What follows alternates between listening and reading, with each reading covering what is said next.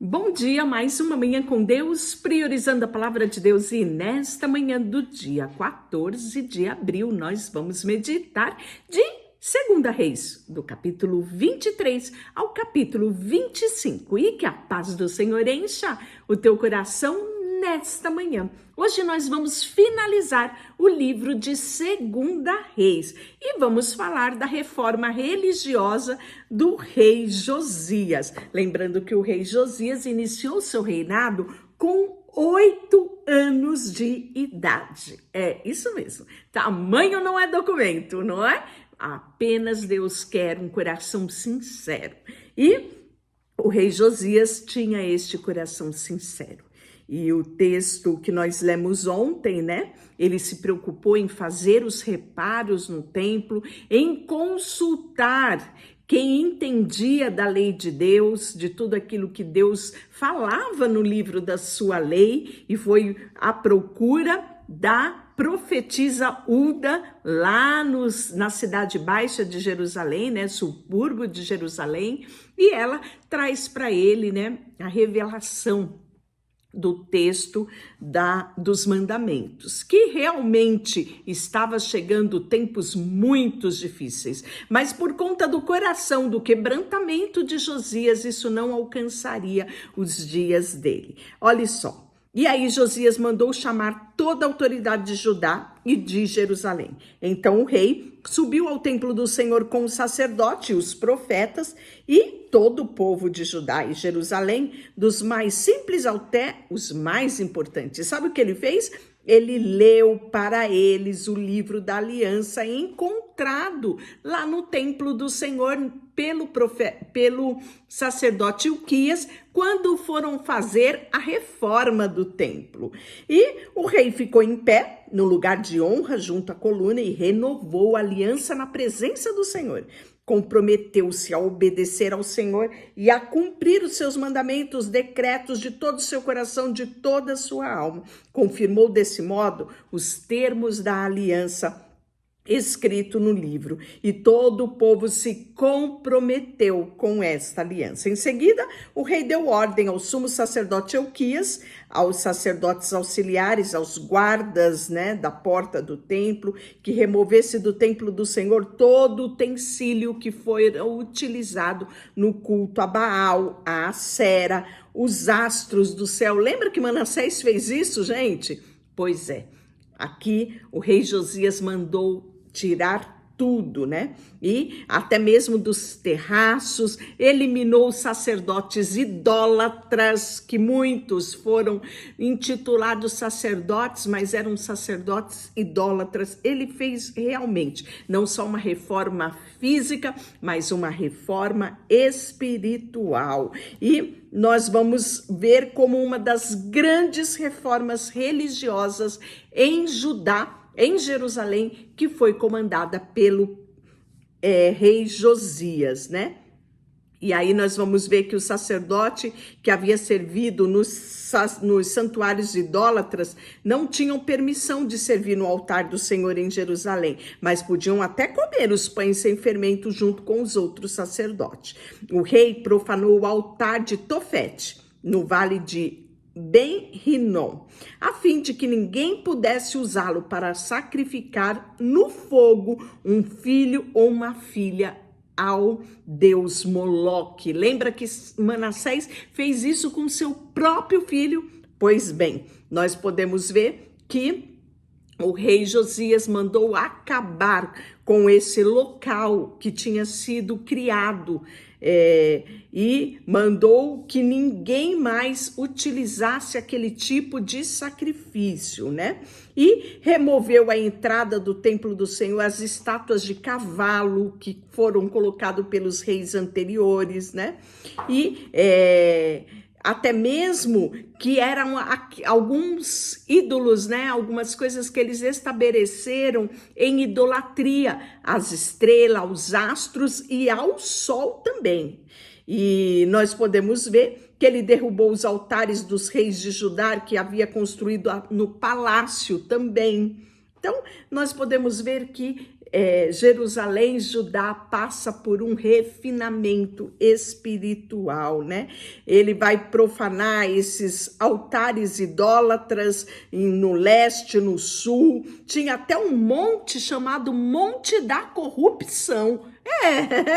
Pois bem, está escrito aqui no capítulo 23, versículo 13, né? E que quem construiu esse monte, chamou ele de Monte da Corrupção, foi Salomão. Olha só, né? Rei de Israel. Ele, na verdade, ergueu isso em adoração a Astarote, e também, que era, no caso, a deusa dos Sidônios. E para Camus, o repulsível deus dos Moabitas, para Moloque. Então, gente, tinha altar para tudo quanto era esses deuses, né?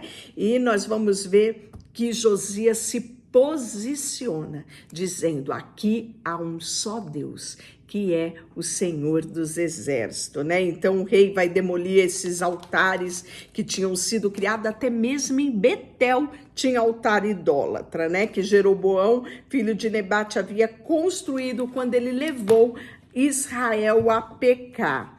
E aí nós vamos ver que ele queimou, reduziu a pó, né? Queimou os postes ídolos de Acera, que tinha vários. Então, tudo isso aconteceu exatamente como o Senhor havia anunciado por meio do homem de Deus, quando Jeroboão estava junto ao altar durante a festa. Depois Josias se voltou e viu o túmulo do homem de Deus que havia predito essas coisas. Que monumento é aquele ali? Ele perguntou, e o povo da cidade disse: é o túmulo do homem de Deus que veio de Judá e anunciou exatamente o que o Senhor acaba de fazer ao altar de Betel. E Josias respondeu: deixe-no em paz, não mexa nos seus ossos. Assim, não queimaram seus ossos, nem os ossos do profeta de Samarias. Então, Josias demoliu todos os santuários idólatras da cidade de Samaria, como havia feito também em Betel. E o rei Josias deu a seguinte ordem a todo o povo: celebrem a Páscoa do Senhor seu Deus, como requer no livro da aliança. A Páscoa não havia sido celebrado desta forma desde o tempo em que os juízes governavam Israel, nem nos dias dos reis de Israel e de Judá. E a Páscoa era uma das festas mais importantes que Deus determinou que deveria ser celebrada por estatuto perpétuo, e Israel tinha esquecido. E Josias vem e retoma, né, todas as ordenanças da lei. No 10º ano do reinado de Josias, a Páscoa foi celebrada ao Senhor em Jerusalém. Josias também exterminou médiuns, praticantes de ocultismo, ídolos de lar, ídolos em geral. Toda espécie de prática repulsiva em Jerusalém, como todo o território de Judá. Fez isso em obediência às leis escritas no livro que o sacerdote Ilquias havia encontrado no templo. Nunca antes houve um rei como Josias que se voltasse para o Senhor de todo o seu coração. Que coisa mais linda, não é? Então Josias nos deixa muitos ensinos, muitas reflexões, que é necessário sim nos posicionarmos. Não dá para ficar em cima do muro. Temos que nos posicionar e estabelecermos o reino de Deus, né?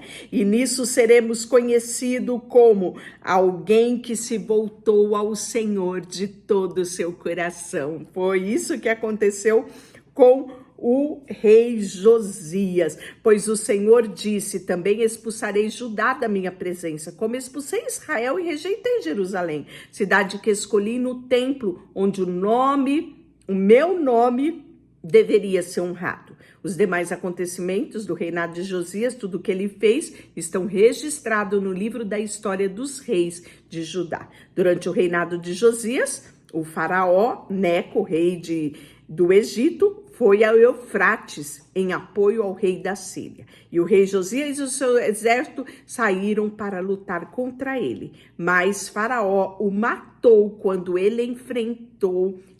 enfrentou em Megido. Os oficiais de Josias levaram o corpo de volta e o carro também para Megido e o sepultaram no seu próprio túmulo. Então todo o povo ungiu Jeoacás, filho de Josias, e o proclamou rei.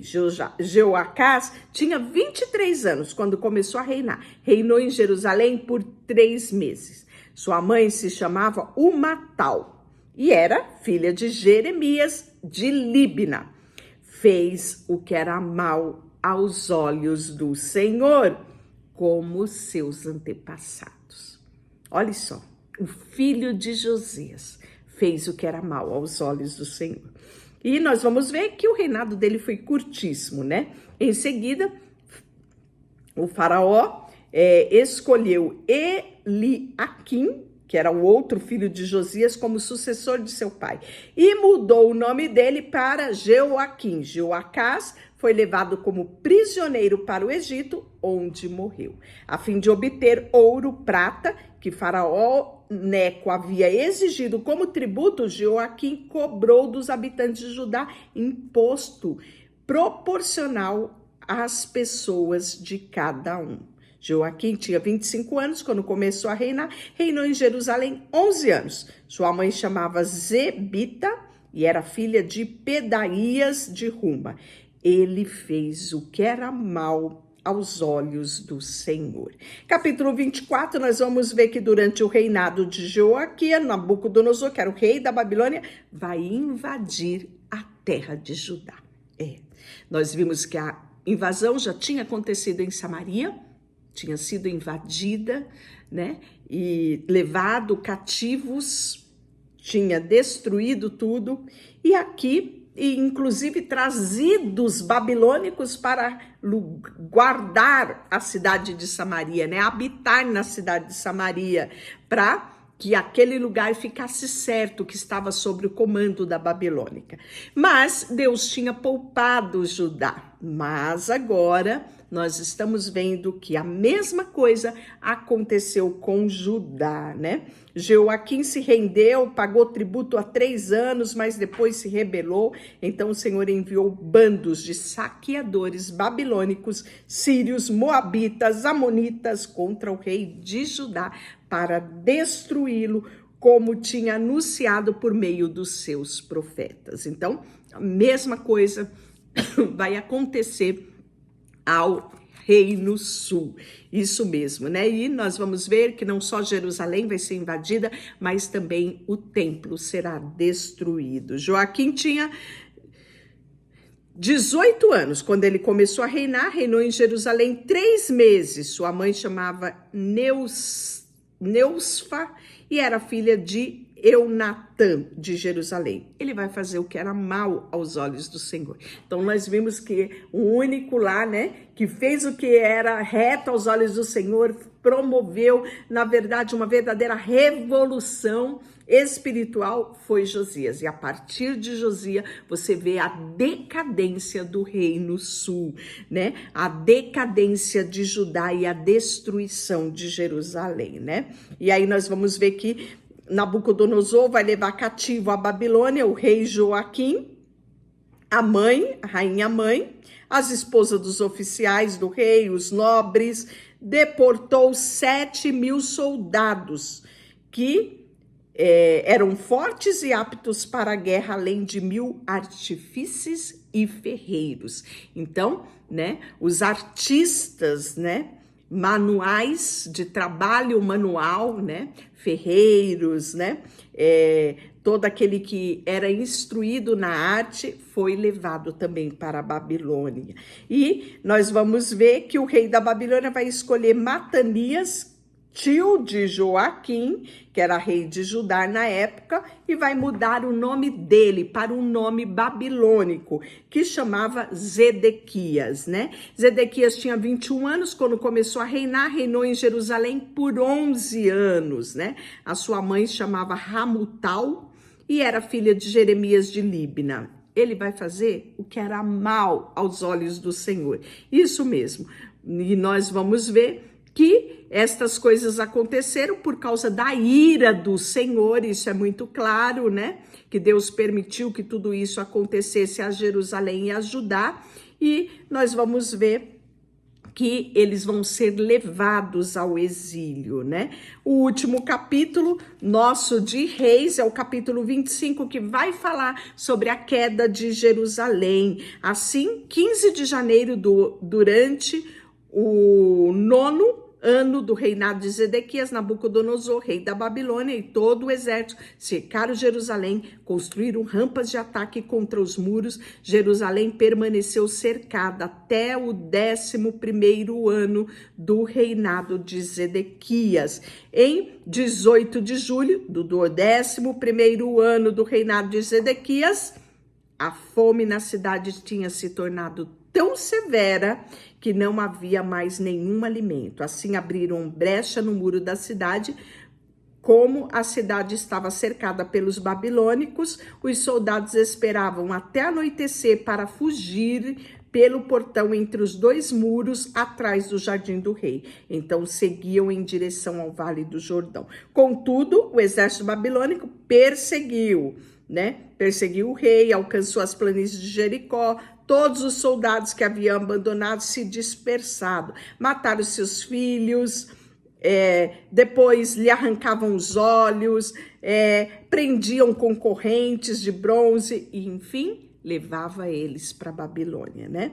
E 14 de agosto daquele ano, no 19º do reinado de Nabucodonosor, nós vamos ver que o oficial do rei da Babilônia vai chegar onde? Em Jerusalém. Ele queima o templo do Senhor, o palácio, todas as casas de Jerusalém. Ele põe fogo nos edifícios importantes da cidade. Depois supervisionou o exército babilônio na demolição de todo o muro de Jerusalém, né? E aí nós vamos ver que é aqui o momento que ele vai deportar o povo que havia ficado na cidade, os desertores que se entregaram ao rei da Babilônia, o restante da população, ou seja, os babilônicos despedaçaram as colunas de bronze do templo do Senhor, as bases, os móveis, o grande tanque de bronze chamado de Mar, né? Levaram todo o bronze para a Babilônia, né? E nós vamos ver que no 37º ano do exílio de Joaquim, que era o rei de Judá, Evil-Merodach começou a reinar na Babilônia. Ele foi bondoso para com Joaquim e o libertou da prisão em 2 de abril daquele ano.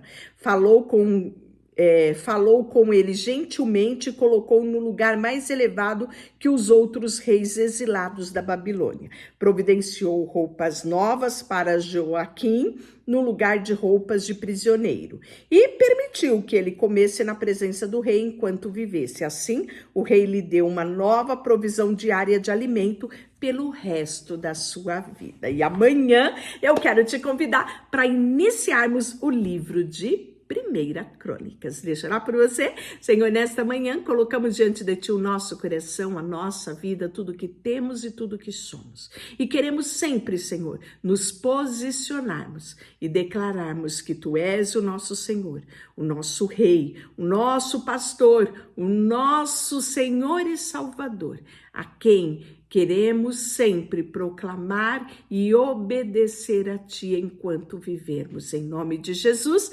amém e Deus te abençoe.